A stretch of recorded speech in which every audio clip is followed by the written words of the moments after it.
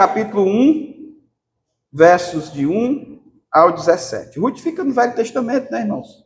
Vocês sabem aí, são os primeiros livros: Gênesis, Êxodo, Levítico, Números, Deuteronômio, Josué, Juízes, Ruth, né? Depois 1 Samuel, 2 Samuel, 1 Reis, 2 Reis, aí você volta de novo e para em Ruth. Aí, nós vamos hoje utilizar esse texto como base para o recado que Deus reservou para nós hoje como alimento às nossas vidas.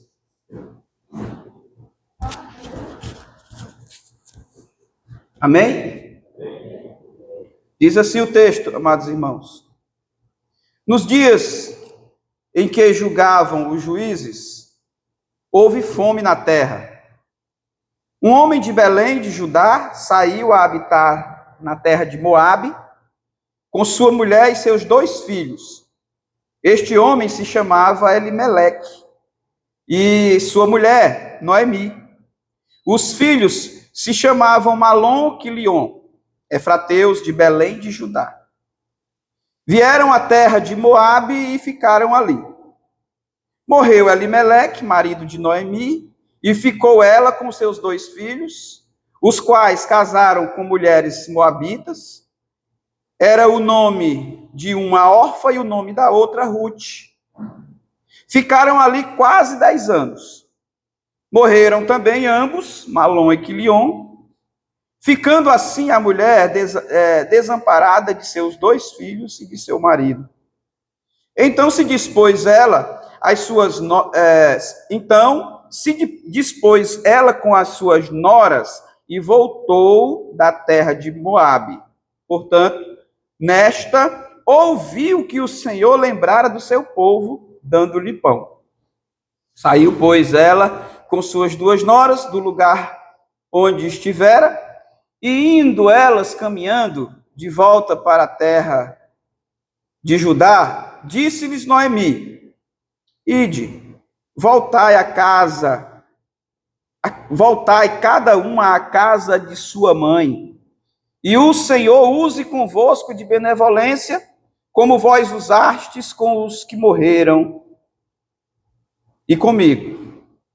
O Senhor vos dê que sejais felizes, cada uma em casa de seu marido. Beijou-as, elas, porém, chorando em alta voz, e lhe disseram: não, iremos contigo ao teu povo. Porém, Noemi disse: voltai, minhas filhas, porque irieis comigo? Tenho eu ainda no ventre filhos para que vos sejam por maridos? Tornai, filhas minhas, ide-vos embora, porque sou velha demais para ter marido. Ainda quando eu dissesse, tenho esperança, ou ainda que esta noite tivesse marido e houvesse filhos, esperá-los ieis até que viesse a ser grandes? Abster-vos-ieis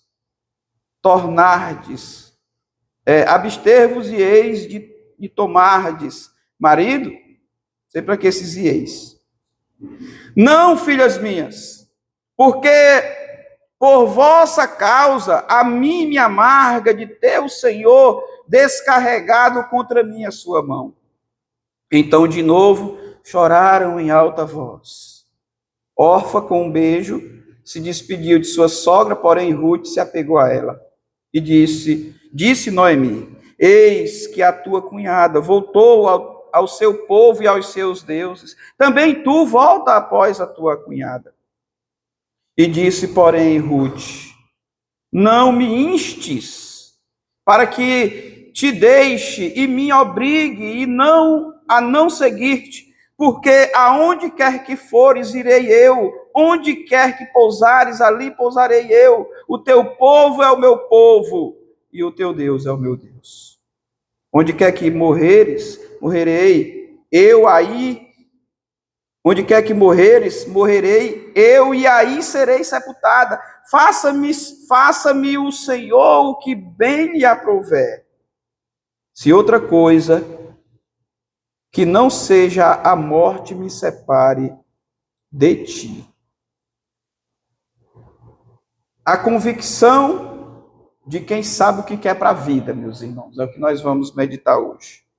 Você anota aí, quem gosta de anotar. A convicção de quem sabe o que quer para a vida. A certeza, né? De quem sabe o que quer para a vida. Vamos orar? Senhor, nós louvamos o teu nome pela tua palavra que foi lida nesse instante.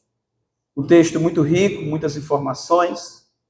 Aqui nós temos um texto completo que fala toda a estrutura do contexto, de como aconteceu. É um texto esclarecedor, por isso nós não temos muito que fazer exegese do texto, mas as lições são muito fáceis de nós identificarmos no texto.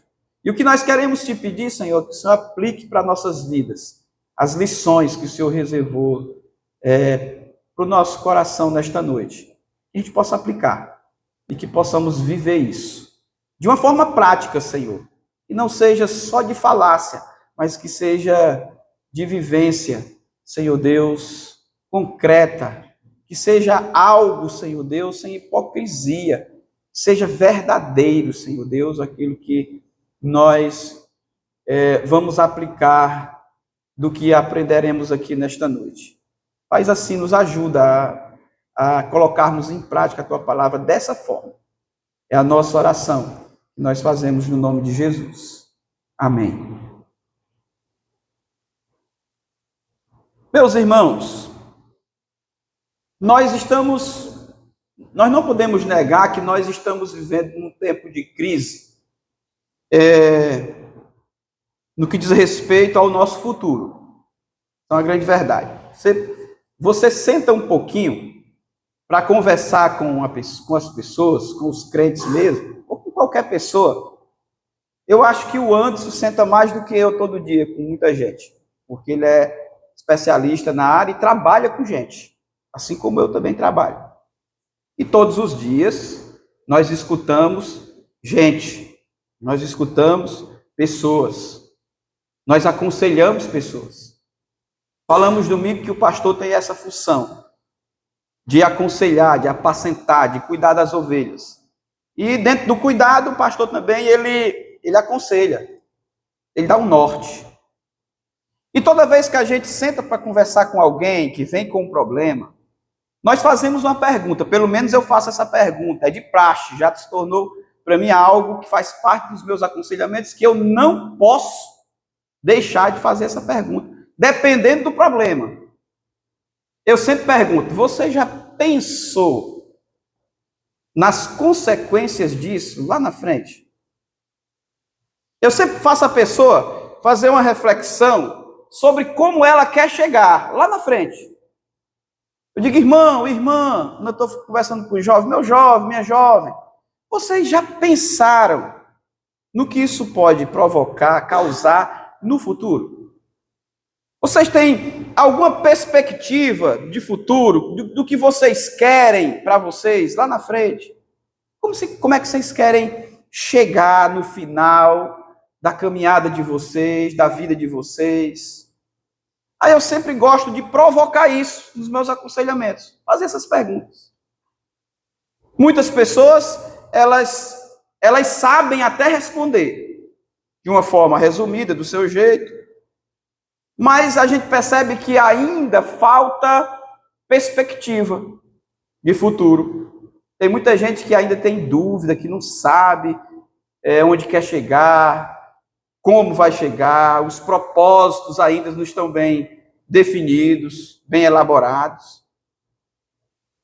Nesse tempo, nós estamos tendo que enfrentar, infelizmente, esse problema dentro das nossas igrejas. As incertezas, meus irmãos, e as dúvidas e a falta de convicção sobre aquilo que queremos, ainda hoje, no nosso contexto, ainda é um problema muito recorrente, muito recorrente, tá? E nós precisamos rever e parar um pouquinho para ver o porquê disso. Porquê disso? Tem muita gente que sonha demais. Tem um sonhador que quer tudo para a vida, mas não faz nada. Não tem atitude nenhuma, né? Acontece muito isso também. Acontece muito com jovens. Eu fui jovem, eu era assim. Quando eu estava ali passando a transição ali, 17 para 18, para ficar de maior, eu sonhava demais. Eu queria ser policial, depois não queria ser mais policial, queria ser caminhoneiro, e depois não queria ser mais caminhoneiro, eu queria ser outra coisa, e a gente ficava sonhando. Eu era um sonhador, até hoje eu ainda sonho. Sonhar não é pecado, tá? Os irmãos entendam isso. Até hoje eu ainda sonho, planejo, projeto, só que agora com mais certeza daquilo que eu quero, com um planejamento melhor, e eu vou correndo como Paulo, né? A minha carreira, tá? Mas é fato que nós sonhamos todos os dias. Tem muita gente que sonha um pouquinho mais, tem muita gente que não sonha muito, que já está bom, que tem e pronto. A vida da gente é assim, certo? Só que hoje, eu falei domingo, que nós estamos sendo influenciados, tanto, né, pelas mídias sociais, pelas redes sociais, pelos influencers dessa geração, que a gente tá perdendo o nosso norte de conduta, que é seguir o que a Bíblia nos ensina, que a palavra de Deus, obedecer o que a palavra de Deus nos ensina, obedecer o que Jesus pediu para que nós fizéssemos como cristãos. Tá? Então, hoje, o ambiente que nós estamos, ele está muito voltado para essa esfera das indefinições, irmãos. Nós não estamos conseguindo elaborar concretamente aquilo que nós estamos querendo para a nossa vida, tá? Então, nós precisamos refletir sobre esse assunto. Estamos repetindo todos os dias as mesmas coisas, sem progresso, sem avanços na nossa vida espiritual. Tudo isso porque já estamos acomodados a vivermos assim, ou a viver assim. Tem uma frase, irmãos, de um pensador que diz assim: é melhor o desconforto do crescimento do que o comodismo da imaturidade. Para alguns, meus irmãos, para alguns, essa zona do comodismo está excelente. Eu já estou estabilizado, eu tenho um bom emprego, né? Eu tenho uma aposentadoria bem robusta, então eu vou ficar aqui me balançando e esperando a morte chegar, como nós ouvimos hoje, né? Nas músicas, em alguns jargões, tá? Mas para outros não. E o autor diz assim, o autor da frase diz assim, é melhor o desconforto do crescimento do que o comodismo. O que é o desconforto do crescimento, irmãos? É quando você está em atividade plena. Ou seja, você tem um projeto de vida, você tem um sonho, e não é fácil executar e chegar nesse projeto. Não é fácil, nesse propósito, alcançar esse propósito. Eu sempre gosto de utilizar aqui o exemplo, o exemplo da academia. Quando a gente está um pouquinho obeso, o que é que a gente faz, irmãos? Nós vamos malhar. Mas não é aquele gordinho malhar para comer, não. Nós vamos malhar para perder a barriga. Não é assim? Aí eu pergunto para vocês que malham. Pelo menos eu sou sincero comigo mesmo. É bom acordar 5 horas da manhã e puxar peso, irmãos? Não é desconfortante, não é? O autor está dizendo isso. Então, se eu tenho um propósito, um projeto de vida, eu sei onde quero chegar, eu também tenho que me esforçar para eu chegar lá. Ah, pastor, eu quero perder 20 quilos. Se você ficar lá na sua casa, aqui, no comodismo da imaturidade, como o autor da frase diz, eu vou ficar me balançando lá, comendo todo dia, esperando perder esses 20 quilos sem fazer nada. Isso não acontece. Então, irmãos, provoca desconforto em nós quando nós agimos e corremos atrás dos nossos sonhos, dos nossos objetivos, dos nossos projetos de vida. dos nossos projetos de vida cristã também, porque nós estamos pregando sobre isso, sobre vida cristã, sobre vida com Deus, com responsabilidade. E o nosso Deus, irmãos, eu não vejo na Bíblia Deus dando tudo de mão beijada para nós. A única coisa que Deus deu de graça, e pela sua graça, pelo seu amor, sua misericórdia, foi a salvação, que foi a melhor coisa que Ele pôde dar para nós. Só que as outras coisas, Deus quer que façamos. Deus quer que a gente haja, que a gente vá em busca, procure, corra atrás. Em tudo na vida é assim, meus irmãos. Não tem pra onde correr, não. Então a gente precisa saber, irmãos, o que nós queremos para a nossa vida. Tem muita gente hoje que está só esperando, como já falei para os irmãos, a morte chegar. Você conversa com alguns crentes hoje, meus irmãos, o papo deles é esse aí: pastor, já está bom do jeito que está. Eu já leio a Bíblia todo dia, eu já oro todo dia, eu já faço isso todo dia, mas nós não conseguimos ver progresso nenhum na vida daquela pessoa, espiritualmente falando. A gente não consegue mais ver os vocacionados, por exemplo, dentro da igreja. Cadê os vocacionados dentro da igreja? Cadê aqueles irmãos que chegam e ficam perreando o pastor, dizendo: pastor, eu quero ir para o seminário, eu quero estudar, eu quero ser missionário, eu quero ser pastor, eu quero ser um conselheiro, eu quero ir fazer missões na África, lá em Israel, em qualquer lugar.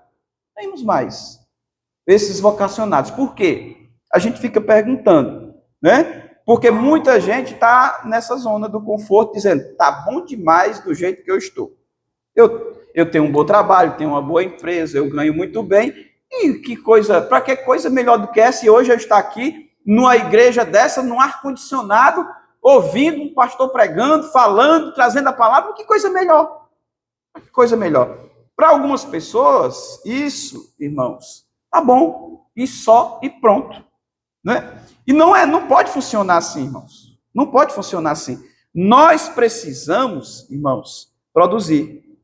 E tem muita gente que não consegue mais produzir. Está só esperando mesmo. Está só administrando o que tem. Não consegue mais, irmãos, inovar. Não consegue. Tem muitos crentes hoje, tem muitas pessoas hoje que não conseguem mais reagir.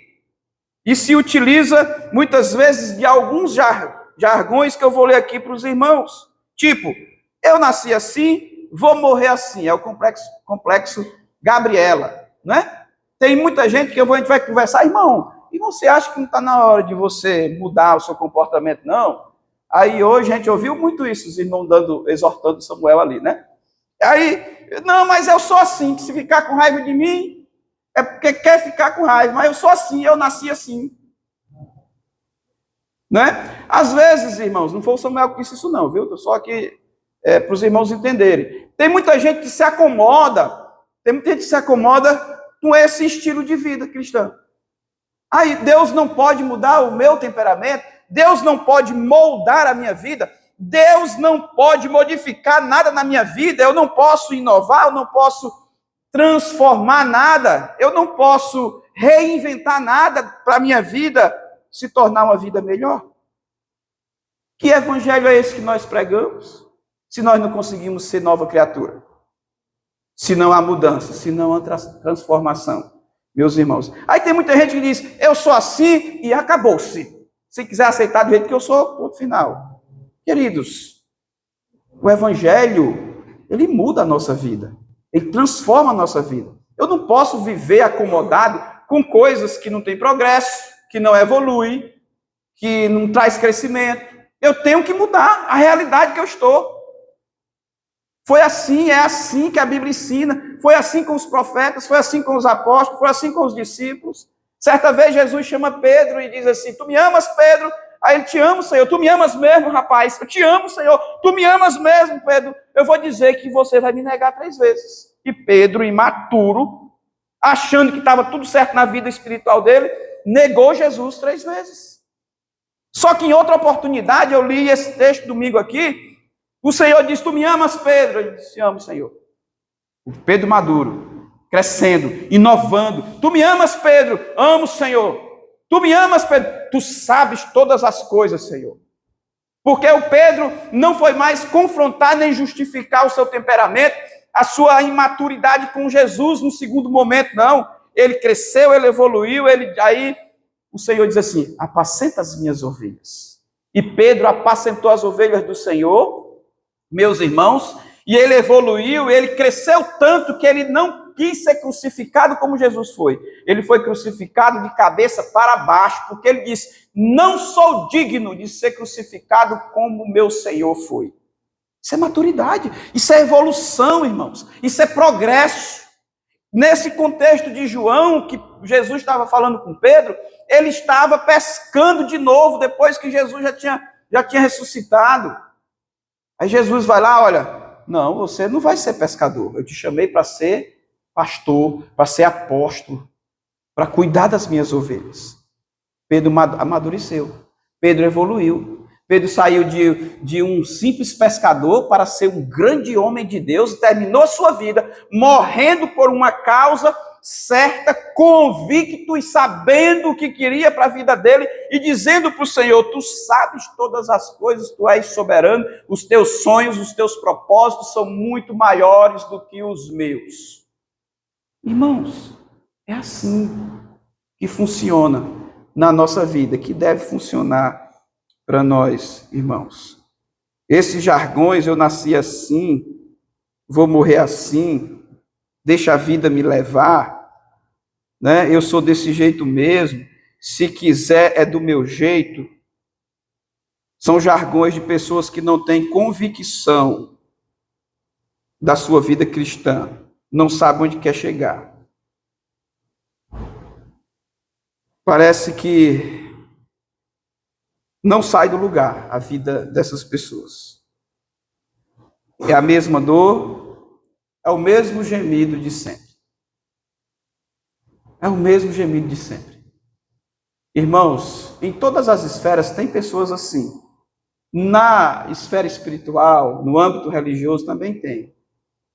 Tem aquelas pessoas que não evoluem, não tem uns crentes que é a mesma machadinha, é aquela mesma marcha dele, a mesma dor, o mesmo sofrimento de sempre, não sai para lugar nenhum, não desenvolve, não cresce, não amadurece. A dor é a mesma, o gemido é o mesmo, não faz nada para mudar a sua realidade.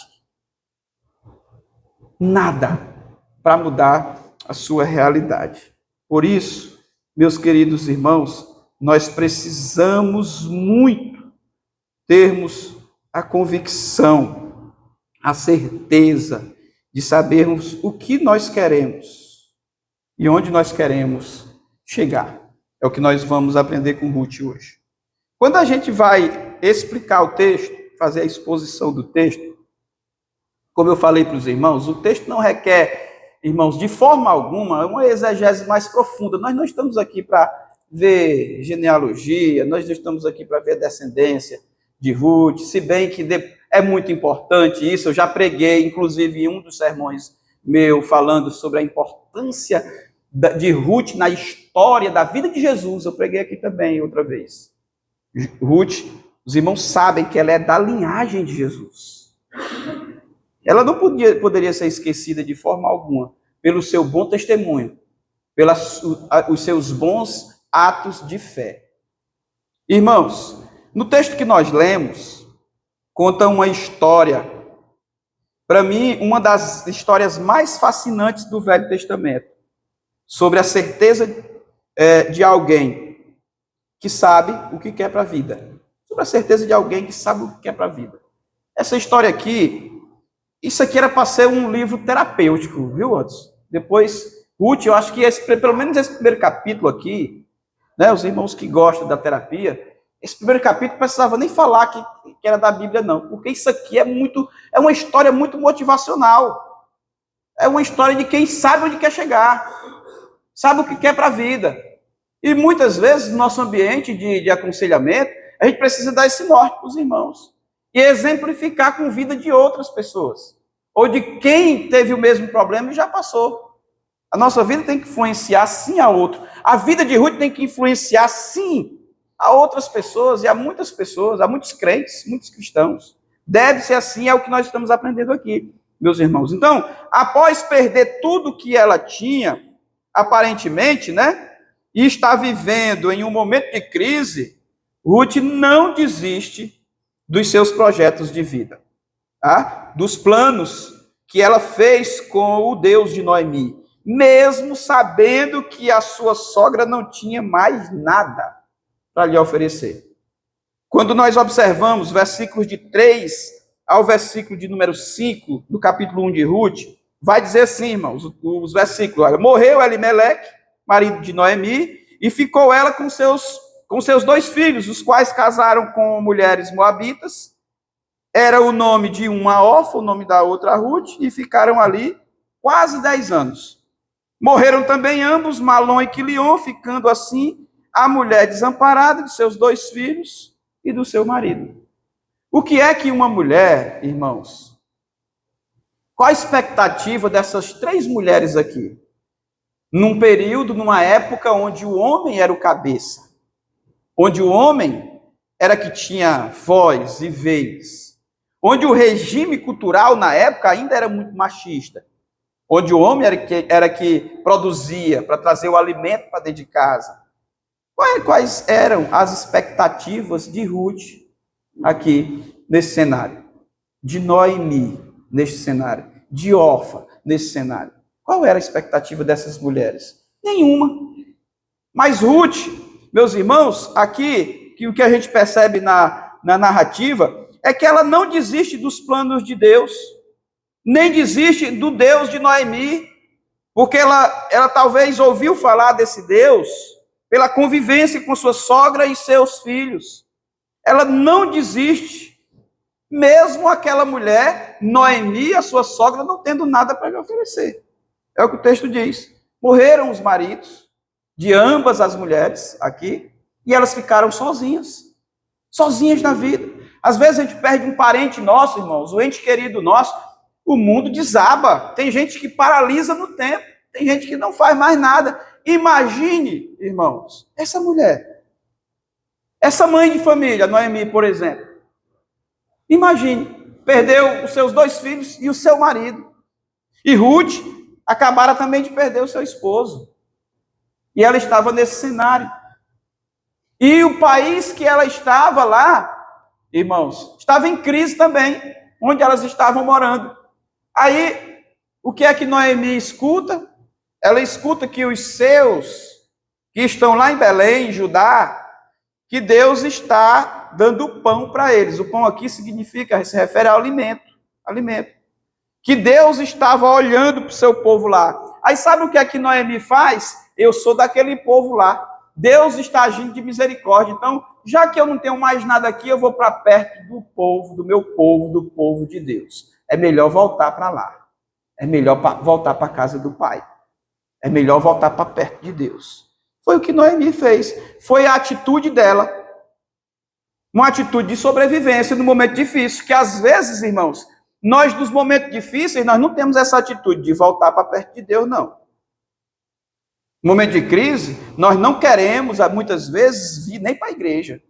Eu sei que tem pessoas aqui, eu conheço todas as minhas ovelhas, que não estão aqui porque não estão conseguindo estar aqui. Por causa do problema que estão passando, que estão vivendo. Tem muita gente assim. Noemi, mesmo diante do problema, e ela cita uma frase aqui um pouco deprimente, ela diz, Deus resolveu pesar um pouquinho a mão comigo aqui, o que vocês querem comigo? Eu estou voltando para a minha terra, para perto dos meus, eu vou para lá, né? para a minha família, para o meu povo, vou voltar, mas agora eu não tenho nada para oferecer para vocês. O contexto era esse. O cenário era este aqui, irmãos. Então, alguma coisa o atraía, né, para que Ruth se apegasse com tanta convicção ao Deus de Noemi. Alguma experiência espiritual com Deus esta mulher teve, meus irmãos. Ela tinha muita certeza, era muito clara a sua fé pelo fato de como ela demonstrava e vivia isso na prática, a Ruth, meus irmãos. O versículo que eu já citei para os irmãos, versículo 6 diz assim: Então se dispôs ela com as suas noras e voltou à terra de Moabe, da terra de Moabe, na verdade, está retornando, né?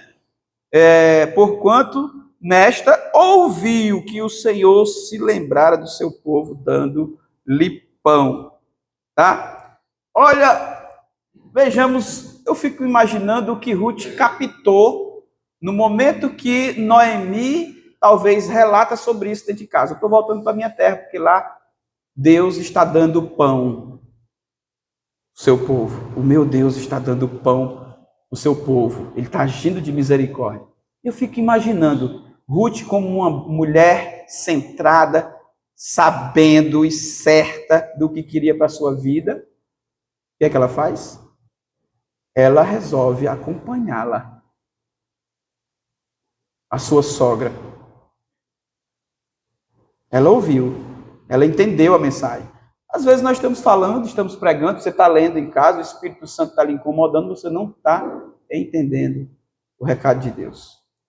Aí, meus irmãos, Ruth não teve dúvidas de que o Deus de Noemi era também capaz de mudar a sua situação. Por isso, ela opta por ficar com Noemi e ir com ela por onde ela for, mesmo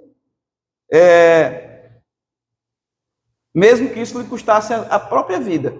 É o que a gente vê aí nos versículos de número 15 até o versículo de número 17, que vai dizer assim, meus irmãos: Disse Noemi que a tua cunhada, disse Noemi, né? Eis que a tua cunhada voltou ao seu povo e aos seus deuses.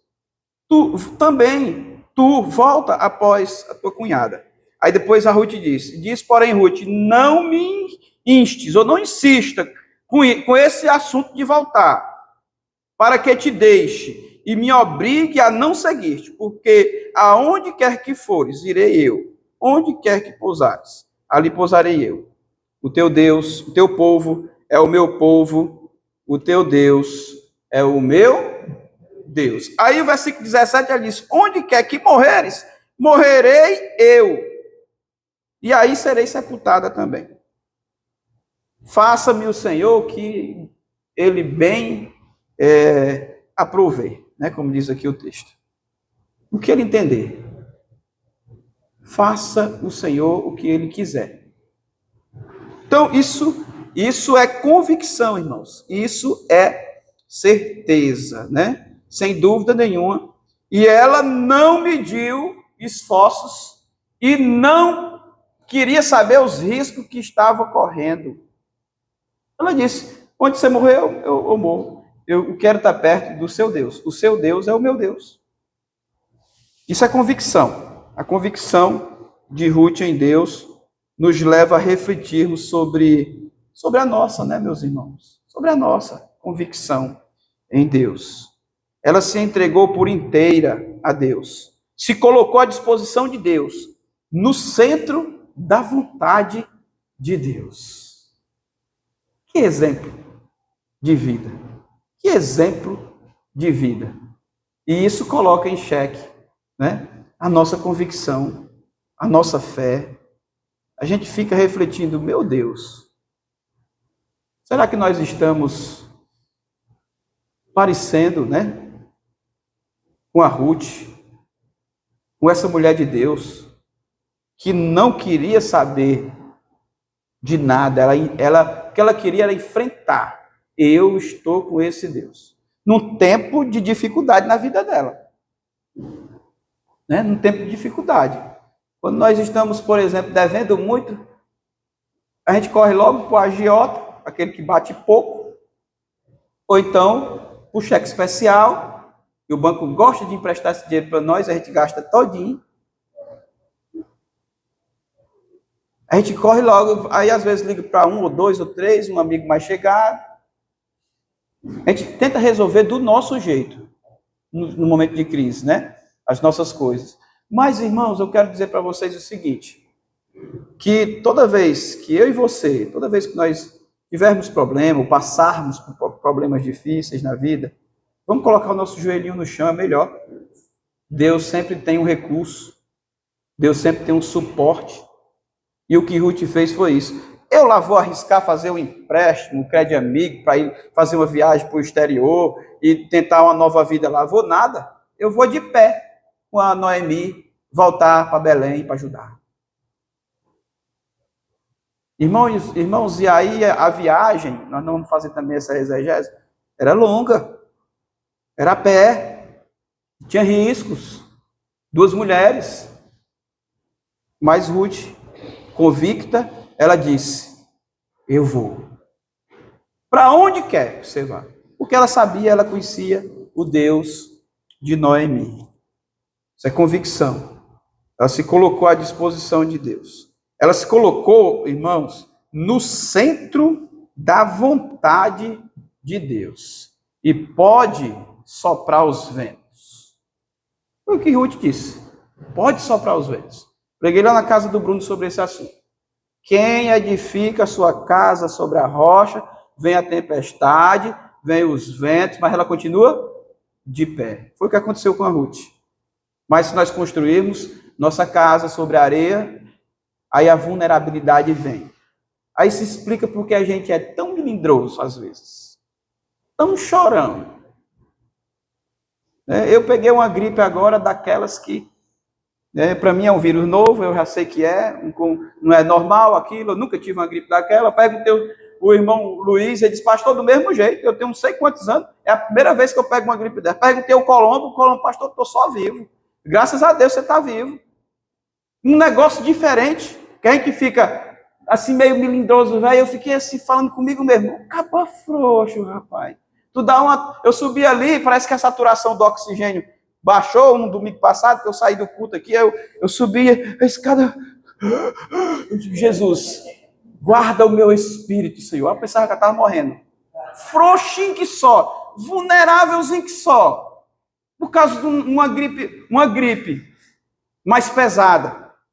É assim, a gente fica vulnerável, né? A gente fica, meu Deus. Às vezes a gente fica com vontade de ligar para o doutor antes.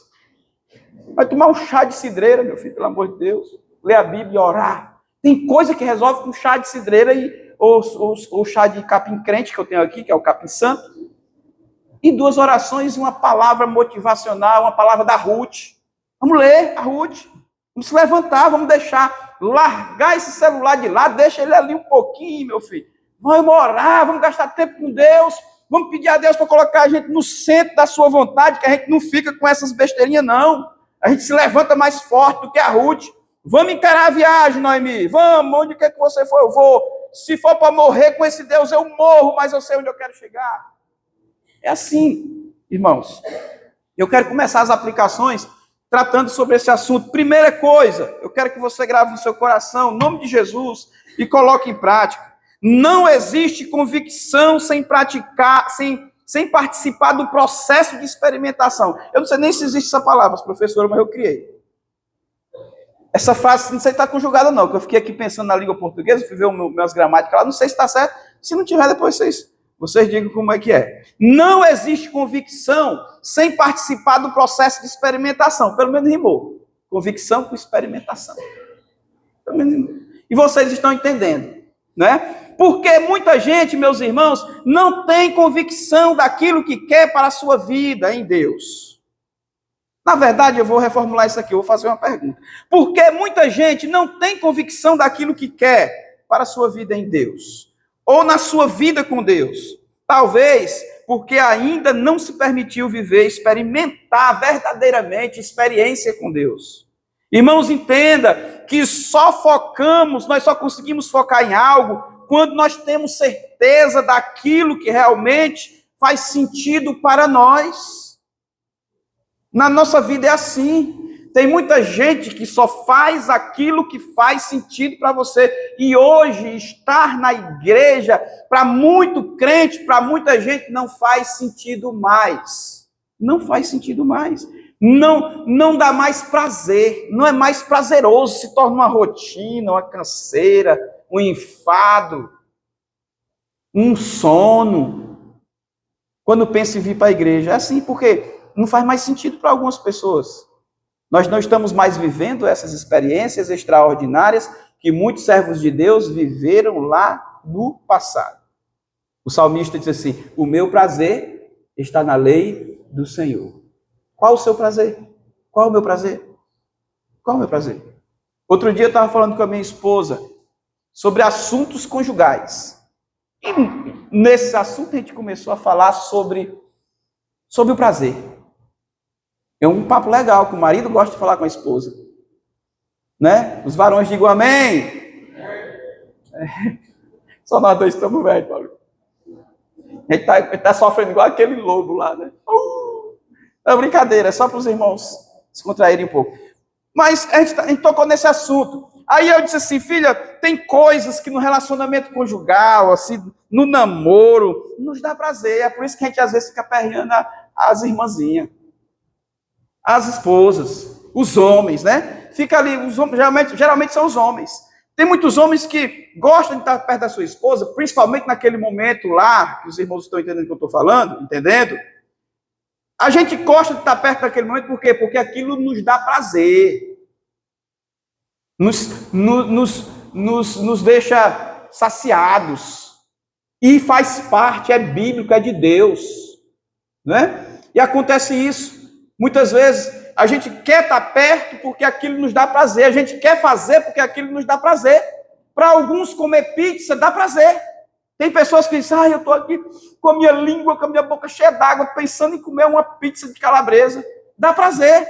A gente quer estar perto, a gente faz de tudo, pede um dinheiro emprestado, vai, compra a pizza, come, porque dá prazer. Aí hoje, quando a gente olha para a nossa vida espiritual, para o nosso cenário cristão, olha para as nossas igrejas, muitas vezes, nós não sentimos mais este prazer. E este prazer é para ser o melhor prazer. O melhor prazer. Era para a gente falar a mesma coisa que o salmista fala: o meu prazer está na lei do Senhor, e na sua lei eu medito dia e noite. Estar perto de Cristo, estar perto das coisas de Deus, era para ser prazeroso para nós, irmãos. Era para ser prazeroso para nós. Talvez a gente precisa fazer algo para mudar essa realidade, essa situação. E aquilo que nos dá prazer, irmãos, é aquilo que faz sentido para nós. A gente precisa ter uma relação muito próxima com aquilo que nós queremos, uma proximidade, um convívio, uma ligação, uma experiência. A gente precisa viver as experiências para que aquilo faça sentido para mim. Não faz sentido, irmãos, você estudar para um concurso, por exemplo. Você quer ser policial, você estuda, faz o concurso, né, para ser um policial. Mas se você não atuar, se fizer o concurso ficar só por isso mesmo, se você não atuar, você nunca vai ser um bom policial. Você tem que experimentar, você tem que provocar aquilo, você tem que viver aquilo tem que fazer sentido para você. Tem que fazer sentido para você. Tudo na vida é assim, irmãos. Tudo na vida. Por que na nossa vida cristã deve ser diferente? Deveria ser o melhor, o nosso melhor prazer, a nossa melhor vontade, o nosso melhor tempo, a nossa maior convicção era para estar aqui, voltado para esse ambiente aqui. Certo? Com prazer. Né? Alegria no Senhor. Irmãos, quando nós olhamos para Oséias capítulo 6, versículo 3, os irmãos conhecem até decorado esse versículo. Oséias vai dizer assim lá para o povo, ele vai dizer: conheçamos e prossigamos em conhecer o Senhor. O que é isso, irmãos? Isso é experiência, isso é experimentar do Senhor. Ele está dizendo: sabe o que está faltando para o povo nesse momento? É conhecer o Senhor, só isso. Sabe por que vocês estão penando? Sabe por que vocês não progridem? Sabe por que vocês não estão tendo aquilo que vocês almejam, que vocês pedem nas orações de vocês? Oséias está denunciando isso. Ele diz: porque vocês não estão correndo, buscando, prosseguindo em conhecer o Senhor. E é isso que nós devemos fazer, meus irmãos. Aí ele continua dizendo: como a alva, a sua vinda é certa, e ele descerá sobre nós como a chuva serôdia que rega a terra, ou seja, como a chuva que chega no tempo certo.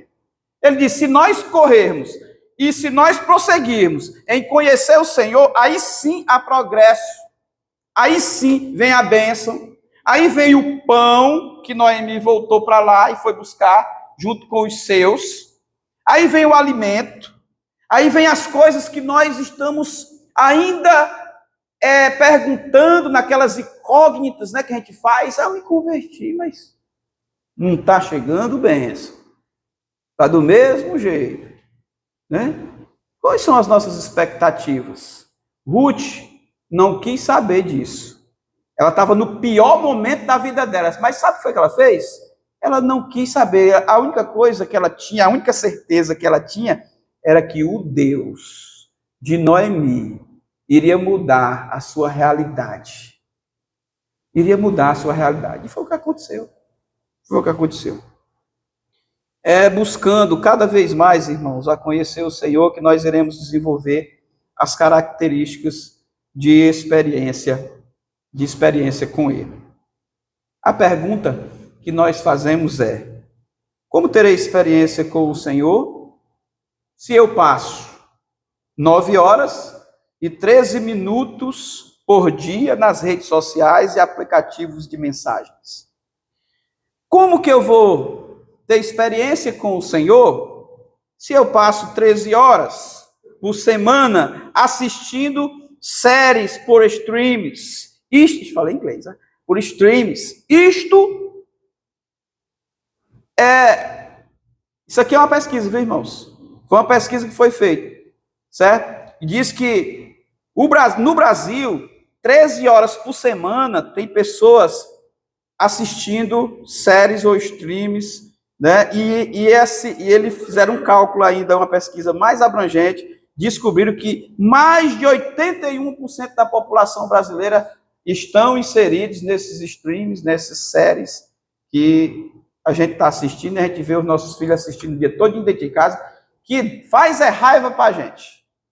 Mas vai brigar, mas vai falar, né? Então, essa pesquisa aqui, irmãos, claro, que aqui são pesquisas que foram feitas em 2024 por uma ONG, uma instituição, saiu essa matéria, acho que acho que SBT News, eu vi essa matéria, eu pesquisei também, depois vocês olham lá. Esse é o tempo que nós estamos investindo, experimentando rede social, durante a semana, durante dias, e as horas vão passando, e a gente... Aí eu pergunto, a pergunta é, como é que nós vamos ter experiência com o Senhor desse jeito? Investindo o nosso tempo em outras coisas. Em outras coisas. A gente está falando de pesquisas de redes sociais, porque eles fazem de acordo com as bases de dados que eles têm. Talvez você não esteja inserido nesse contexto, louvado seja Deus.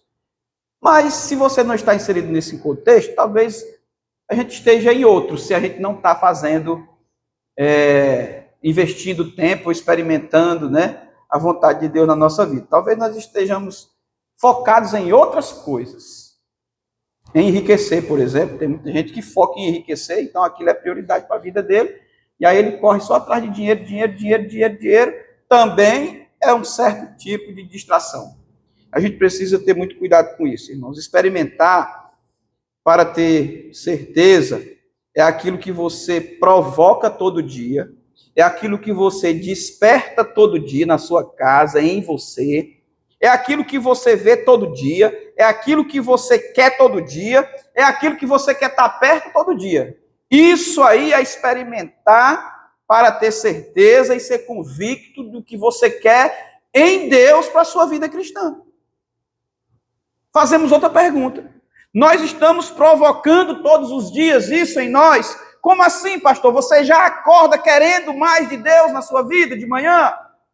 Você já acorda dizendo assim, Senhor, eis-me aqui, perdoa meu pecado, eu quero te ver, eu quero te conhecer, eu quero começar meu dia sorrindo para ti, Senhor, olha para mim. Você começa assim, diante de Deus, o seu dia, isso é provocar a sua fé.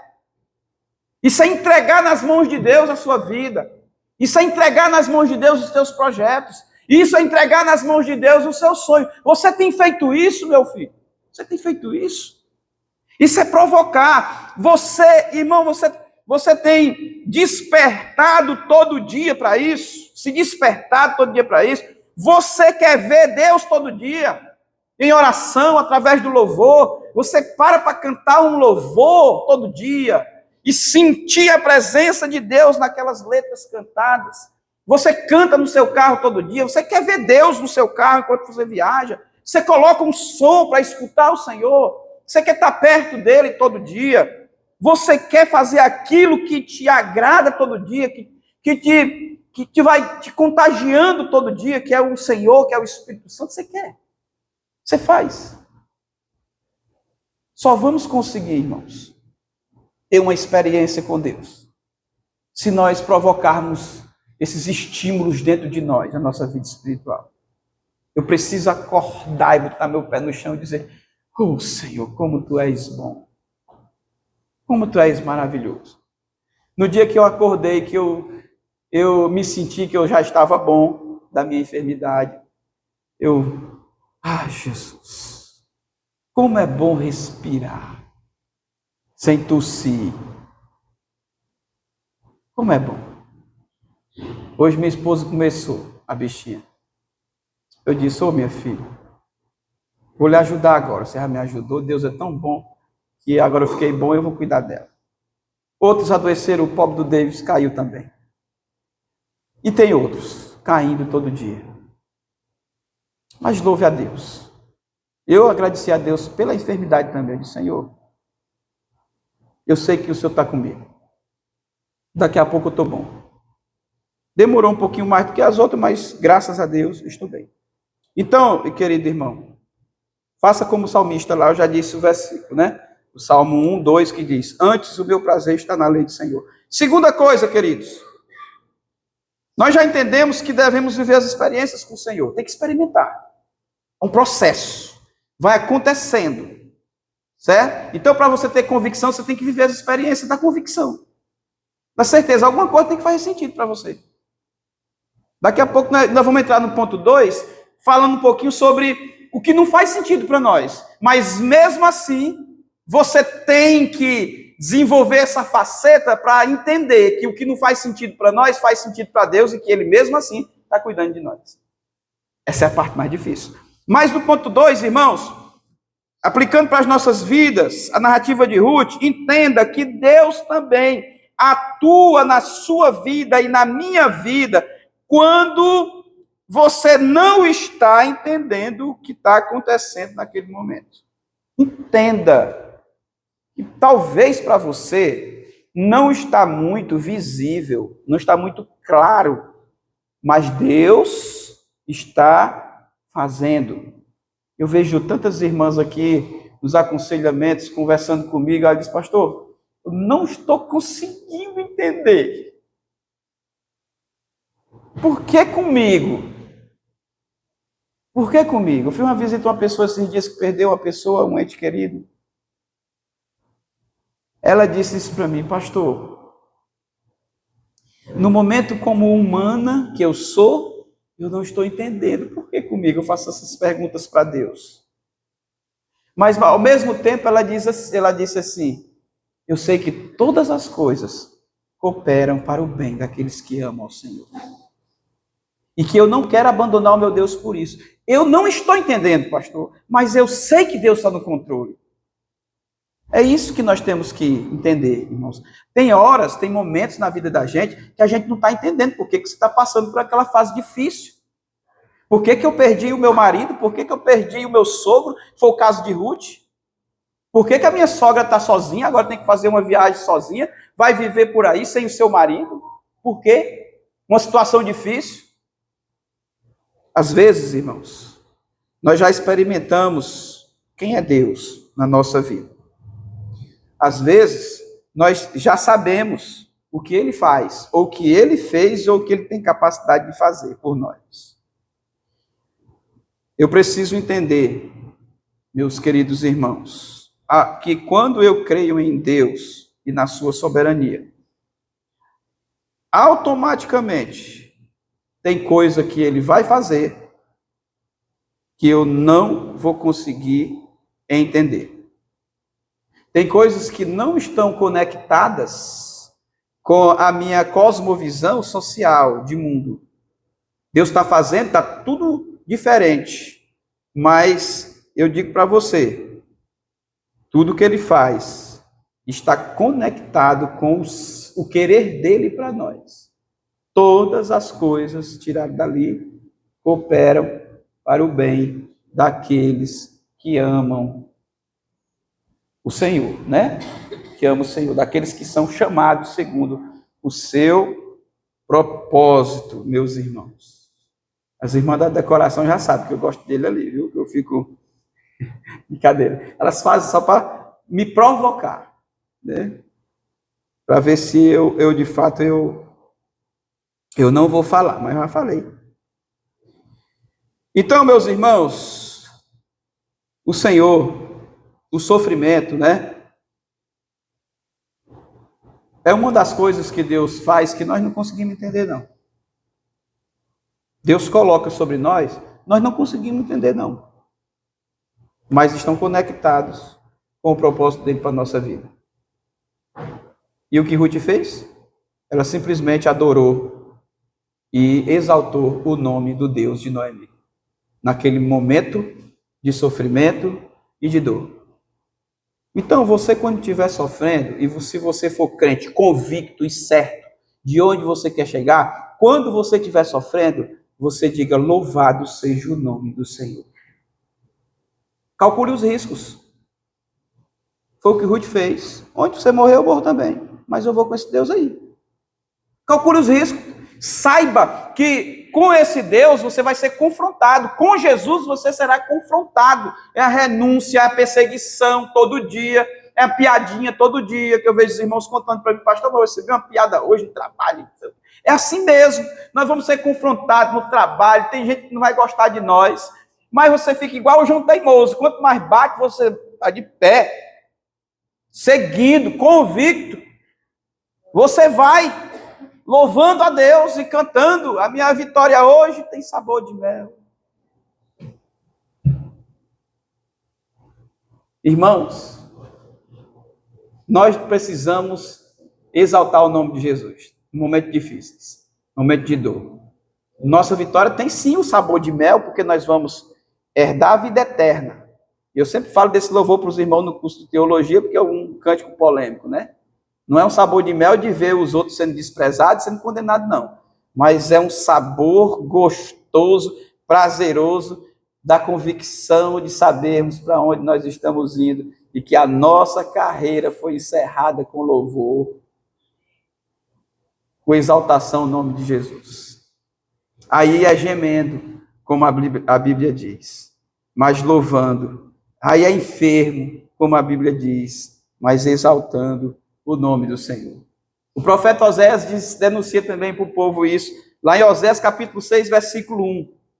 Ele diz assim, irmãos, olha, vinde e tornemos para o Senhor, porque Ele nos despedaçou e nos sarará. Irmãos, a gente está tão acostumado em não sofrer, em não sentir dor, em só querer bênção, só querer bênção, só querer bênção, que a gente às vezes esquece que às vezes o Senhor despedaça a gente, mas depois Ele mesmo sara. Foi assim com todos os pecadores aqui que tiveram experiência com Deus. Eu já fui assim, irmão, torcido por Deus, que eu senti os meus ossos espiritualmente falando, se quebrando por dentro. Mas sabe o que Deus fez comigo depois, através do sangue poderoso de Jesus? Ele me sarou. Ele sarou as minhas feridas. Ele sarou as suas feridas. Ele sara as nossas feridas. Às vezes Ele nos quebra mesmo. Mas glorificado seja o nome dEle, que Ele está nos disciplinando, nos doutrinando, nos exortando, dizendo, olha, você é meu, agora deixa que eu cuido. Papai cuida da gente assim. Papai cuidou da gente assim. Um pai que ama, às vezes puxa a orelha mesmo.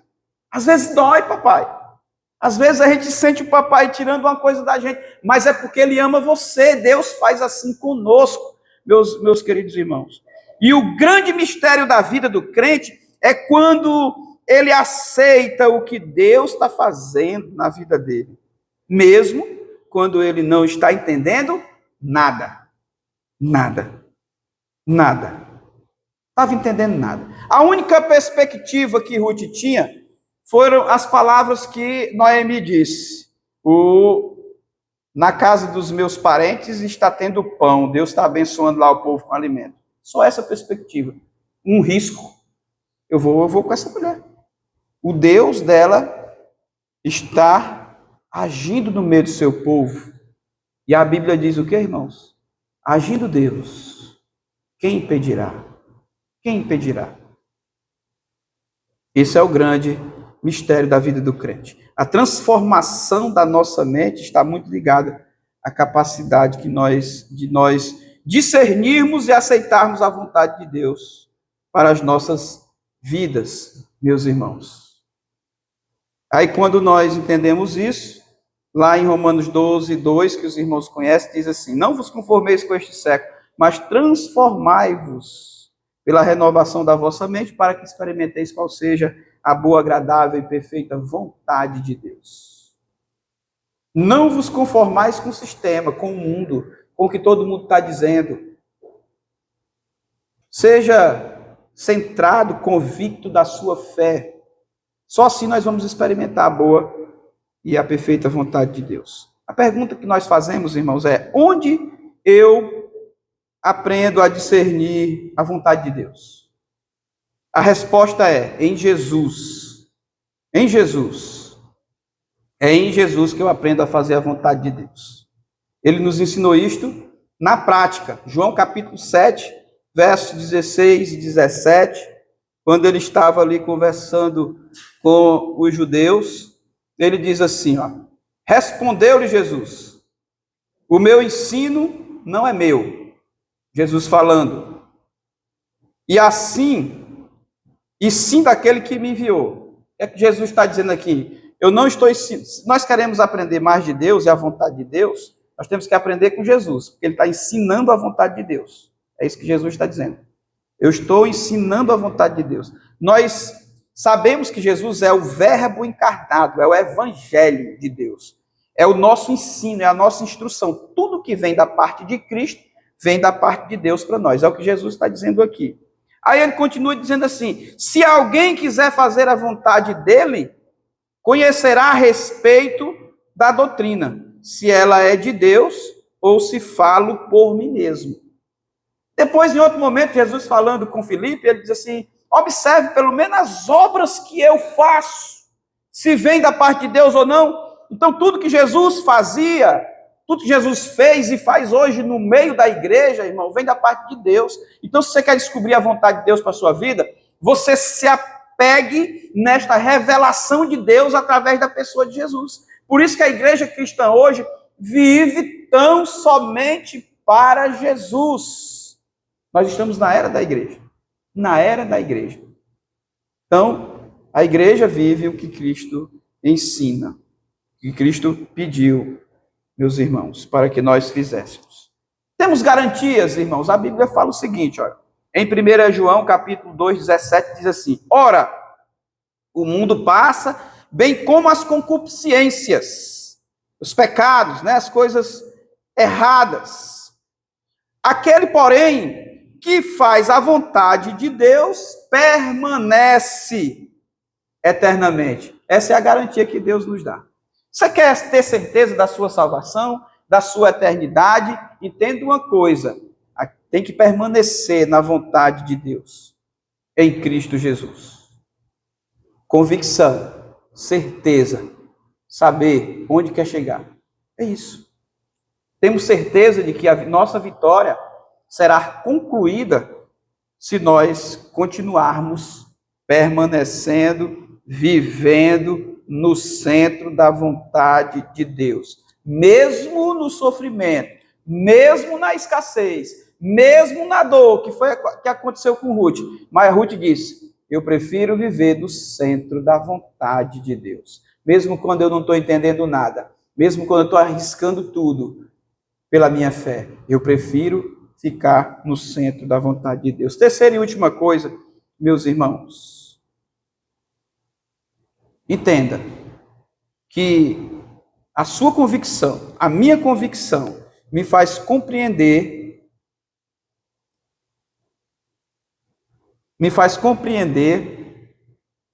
que eu estou disposto tanto a ganhar como a perder por alguns momentos na minha vida. A minha convicção em Deus me faz compreender que eu devo estar disposto a melhorar para os irmãos, tanto a ganhar como a perder em alguns momentos da minha vida. Pela minha fé, pela defesa da minha fé em Cristo Jesus. Nem sempre nós vamos ganhar, não. Na perspectiva humana, a gente só ganha. Ninguém perde. Não é assim? Você vai uma partida de futebol, sempre tem uns atritos ali. Por quê? Porque a gente está acostumado a só ganhar. A só ganhar.